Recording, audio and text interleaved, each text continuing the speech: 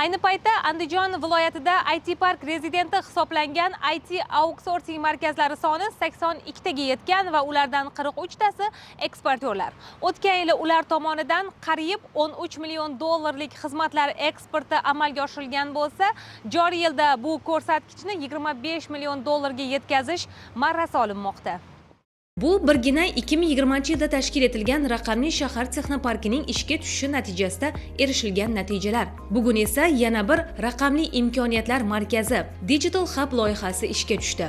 Endi bu natijalar karrasiga ortishi aniq. Asosan bizda Andijon viloyatida bitta narsaga juda qattiq e'tibor qaratilyapti. Birinchi navbatda kadrlar tayyorlash siyosati.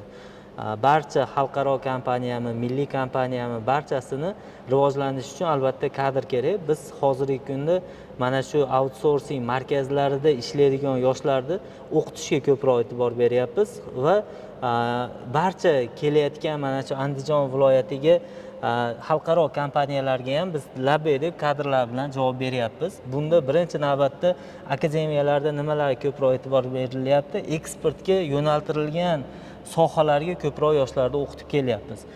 Buni natijasida mana o'tgan yilning o'zida Andijon viloyatiga 10 dan ortiq xalqaro kompaniyalar zero risk doirasida jalb qilindi va umumiy eksportimiz yil yakuni bilan 13 million dollarga yetkazildi. Bu 2023-yilga solishtirganda 3 baravardan ko'proq o'sishga erishilgandek. Natijalarni yanada mustahkamlash maqsadida 2025-yilda ham o'zimizga rejalar, maqsadlar qo'yganmiz oldimizga, ya'ni eksportimizni 20-25 million dollargacha olib chiqish viloyatnikini hamda ana shu eksportga yo'naltirilgan sohalarda 1000 dan ortiq yoshlarni ish bilan ta'minlashni reja qilganmiz. Digital Hubga IT kompaniyalarini joylashtirish, bir nechta IT outsourcing markazlarini jamlash rejalashtirilgan. Masofadan turib Amerikaning 48 ta shtatiga xizmatlar eksportini amalga oshirayotgan o'nlab xorijiy mijozlariga ega 60 ga yaqin yoshlarni qulay sharoit va daromadli ish bilan ta'minlagan qahramonimiz ham hali 26 yoshda